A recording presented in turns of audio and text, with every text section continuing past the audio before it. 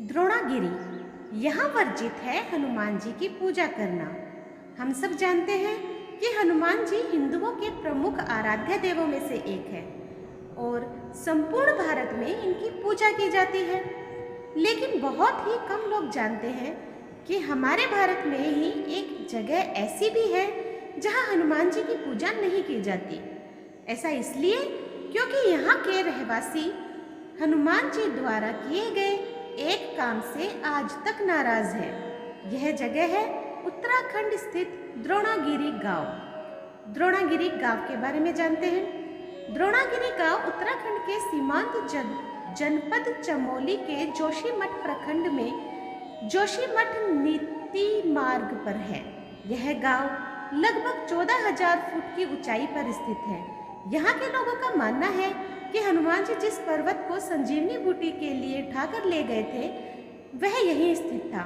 चूंकि द्रोणागिरी के लोग उस पर्वत की पूजा करते थे, इसलिए वे हनुमान जी द्वारा पर्वत उठा ले जाने से नाराज हो गए। यही कारण है कि आज भी यहाँ हनुमान जी की पूजा नहीं होती। यहाँ तक कि इस गांव में लाल रंग का झंडा लगाने पर भी पाबंदी है। द्रोणागिरी गांव के निवासियों के अनुसार जब हनुमान बूटी लेने के लिए इस गांव में पहुंचे तो वे भ्रम में पड़ गए। उन्हें कुछ सूझ ही नहीं रहा था कि किस पर्वत पर संजीवनी बूटी हो सकती है। तब गांव में उन्हें एक वृद्ध महिला दिखाई दी। उन्होंने पूछा कि संजीवनी बूटी किस पर्वत पर होगी। वृद्धा ने द्रोणागिरी पर्वत की तरफ इशारा किया। हनुमान उड़कर पर्वत पर गए, पर बूटी कहाँ होगी यह पता नहीं कर सके। वे फिर गांव में उतरे और वृद्धा से बूटी वाली जगह पूछने लगे। जब वृद्धा ने बूटी वाला पर्वत दिखाया तो हनुमान ने उस पर्वत के काफी बड़े हिस्से को तोड़ा और पर्वत को लेकर उड़ते बने। बताते हैं कि जिस वृद्धा ने हनुमान की मदद की थी उसका सामाजिक बहिष्कार कर दिया गया।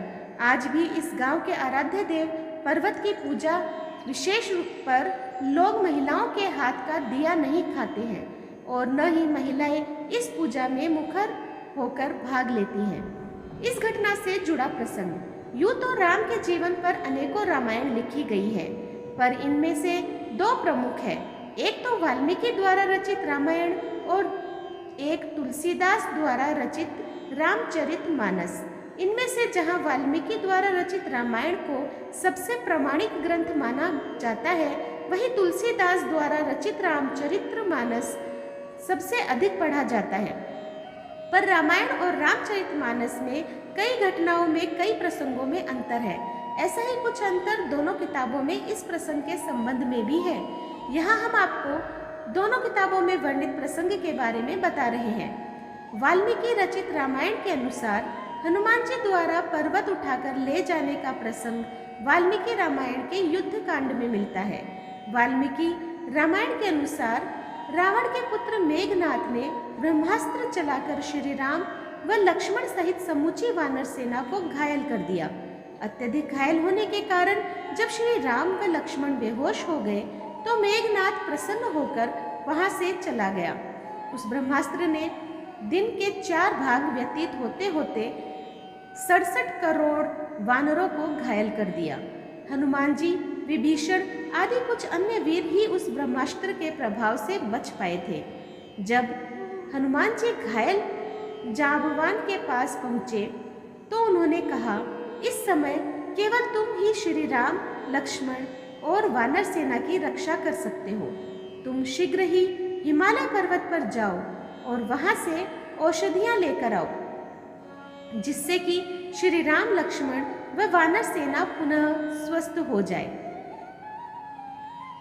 जांबवान ने हनुमान जी से कहा कि हिमालय पहुंचकर तुम्हें ऋषभ तथा कैलाश पर्वत दिखाई देंगे। उन दोनों के बीच में औषधियों का एक पर्वत है जो बहुत ही चमकीला है। वहां तुम्हें 4 औषधियां दिखाई देंगी, जिससे सभी दिशाएं प्रकाशित रहती है। उनके नाम मृत संजीवनी, विशल्यकर्णी, सुवर्णकर्णी और संधानी है। जांबवान ने हनुमान जी से कहा कि हिमालय पहुंचकर तुम्हें ऋषभ तथा कैलाश पर्वत दिखाई देंगे। उन दोनों के बीच में औषधियों का एक पर्वत है जो बहुत चमकीला है। वहाँ तुम्हें 4 औषधियाँ दिखाई देंगी जिससे सभी दिशाएं प्रकाशित रहती हैं। उनके नाम मृत संजीवनी, विशल्यकर्णी, सुवर्णकर्णी और संधानी है। हनुमान, तुम तुरंत उन औषधियों को लेकर आओ जिससे कि श्री राम, लक्ष्मण व वानर सेना पुनः स्वस्थ हो जाए। जांबवान की बात सुनकर हनुमान जी तुरंत आकाश मार्ग से औषधियाँ लेने उड़ चले। कुछ ही समय में हनुमान जी हिमालय पर्वत पर जा पहुँचे।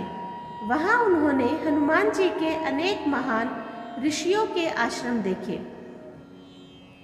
हिमालय पहुंचकर हनुमान जी ने कैलाश तथा ऋषभ पर्वत के दर्शन भी किए। इसके बाद उनकी दृष्टि उस पर्वत पर पड़ी जिस पर अनेक औषधियाँ चमक रही थी। हनुमान जी उस पर्वत पर चढ़ गए और औषधियों की खोज करने लगे।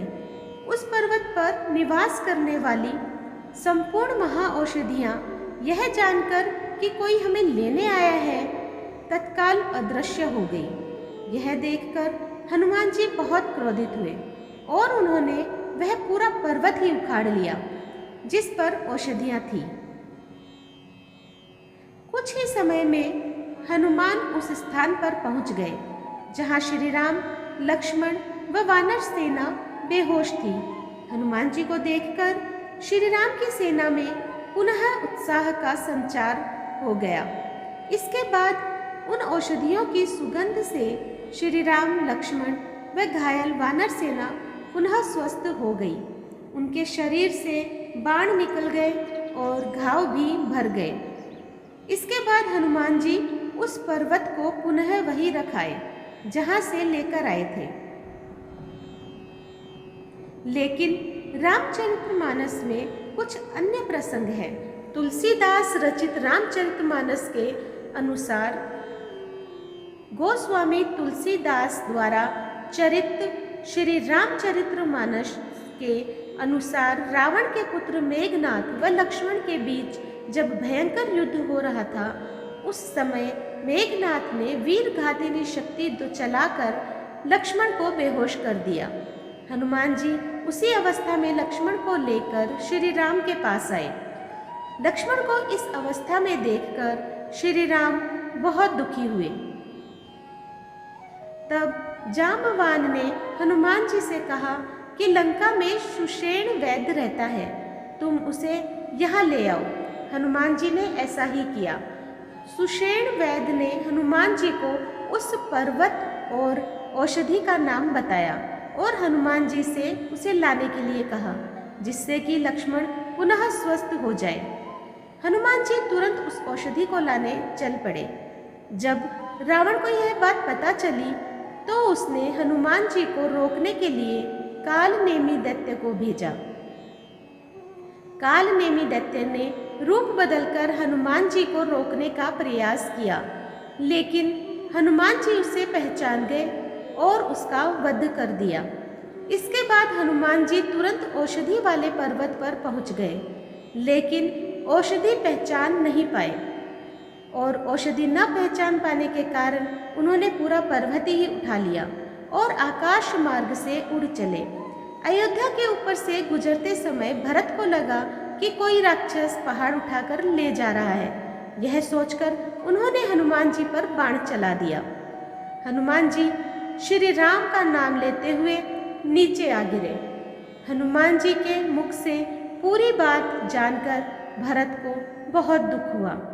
इसके बाद हनुमान जी पुनः श्री राम के पास आने के लिए उड़ चले। कुछ ही देर में हनुमान श्री राम के पास आ गए। उन्हें देखते ही वानरों में हर्ष उत्पन्न हो गया।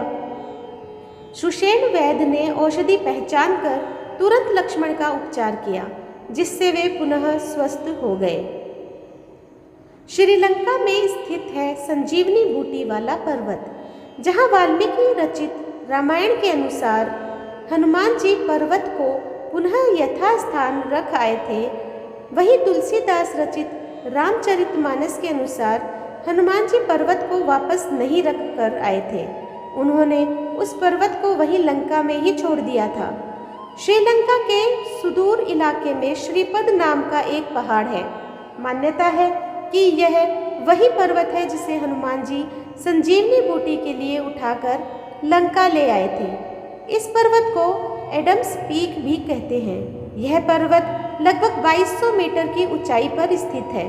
श्रीलंकाई लोग इसे रहुमाशाला कांडा कहते हैं।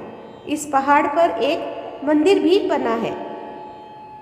तो दोस्तों, आज की ये कहानी आप लोगों को कैसी लगी मुझे कमेंट बॉक्स में ज़रूर बताइएगा। जो लोग मेरे चैनल पर नए हैं प्लीज़ सब्सक्राइब कर दीजिए, लाइक कीजिए और शेयर कीजिए अपने दोस्त और परिवार में, और इसी तरह मेरा सहयोग करते रहें। धन्यवाद।